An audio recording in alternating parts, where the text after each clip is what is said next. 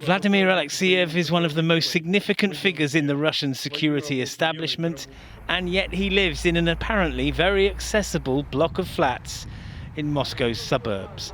Russian media reported that he was on his way to work at around 7 o'clock this morning when his would-be assassin met him on the stairs and shot him in the arm and the leg.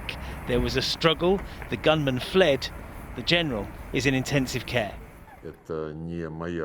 This terrorist attack, said Russian Foreign Minister Sergei Lavrov, once again confirms the Ukrainian government's determination to constantly provoke. Over many years in Russian military intelligence, Alekseyev was closely involved with some of its darkest deeds. He was sanctioned by the European Union over the poisoning of the Russian double agent Sergei Skripal in Salisbury 8 years ago. He was decorated for his role in directing Russia's intervention in the Syrian civil war, and more recently, Ukrainian military intelligence identified Alekseyev as being responsible for coordinating airstrikes across Ukraine. Kiev has not claimed responsibility for his shooting, but it is thought to have carried out several assassinations of Russian generals throughout the war.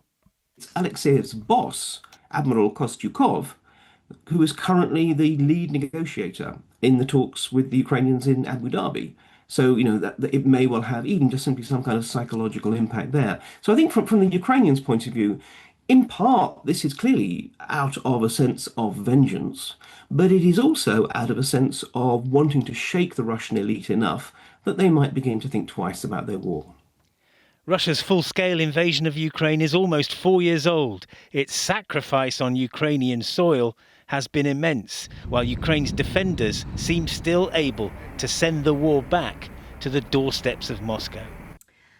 Joining me now is an international and Russian security expert, Natia Suskuria, to try and shed some more light on this. So this man, Lieutenant General Vladimir Alekseyev, is one of the most senior and powerful figures in Russian military intelligence. So just explain how significant it is for him to be targeted like this.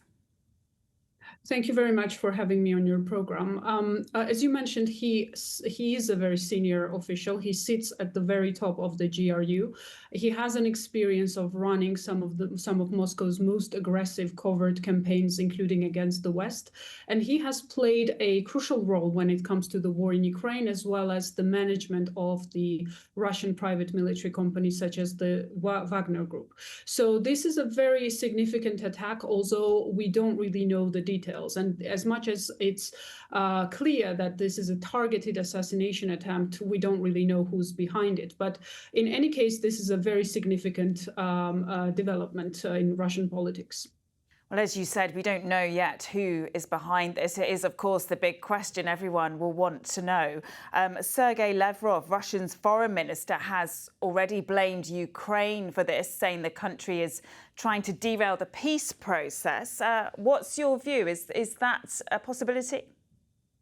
I think it was much expected that Russians would have placed the blame on the Ukrainian side. And Ukrainians in the past have taken responsibility over some of the high-profile assassination attempts inside the Russian territory. However, in this case, we don't really know whether this is true or not. But I think Russians will try for sure to weaponize this attempt and use it against Ukraine, because they, as you know, want to portray Ukraine as a spoiler to the US's attempt to broker a deal between Russia and Ukraine.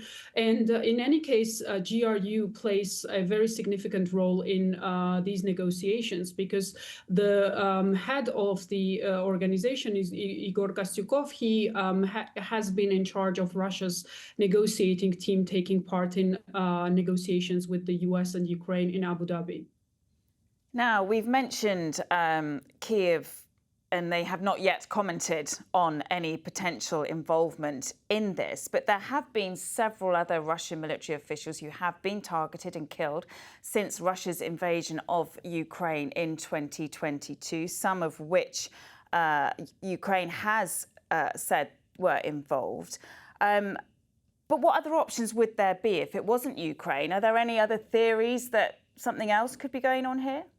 I mean, there are various theories. It could be an inside job. He has been involved in various very sensitive operations.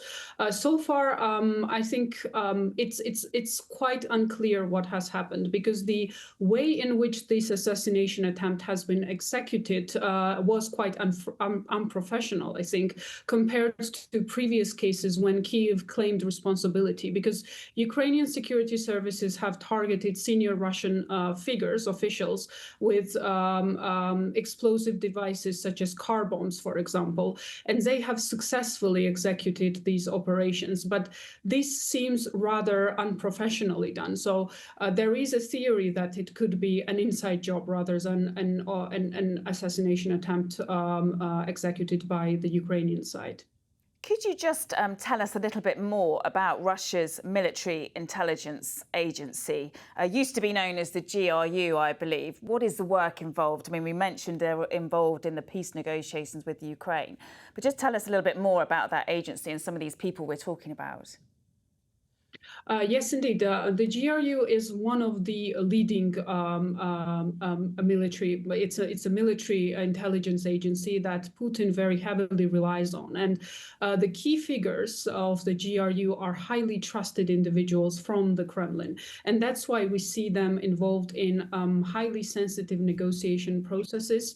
And this is not just when it comes to Ukraine, but GRU officials have been involved in operations.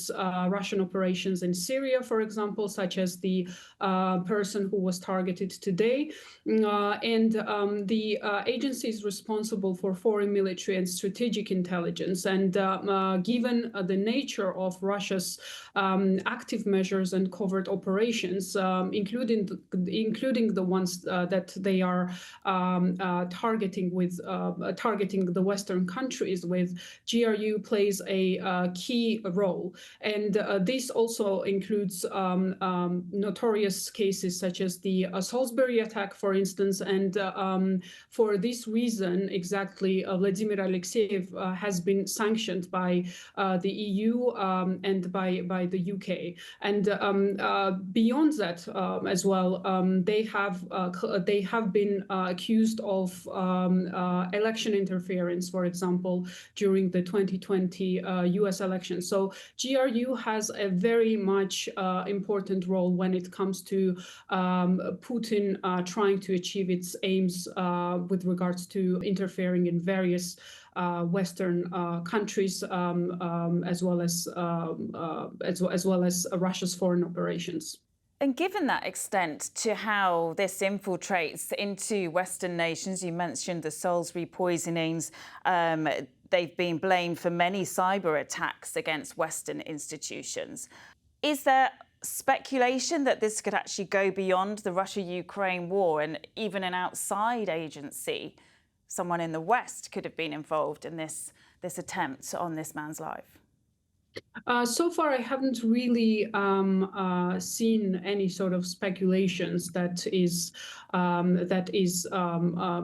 placing the blame on the Western countries. I think Russians would try to use this development, this event, against the Ukrainian side, because this is quite handy for their own aims when it comes to the negotiation process. But it is a possibility, because there is obviously this ongoing narrative that when it comes to Russia-Ukraine war, Russia is not fighting against Ukraine, but rather with collective West that is trying to infiltrate Russia's domestic politics and try to weaken Russia from within. And with this assassination attempt, one thing that we can say is that this is possibly possibly the most high-profile assassination attempts that we have seen in the past few years.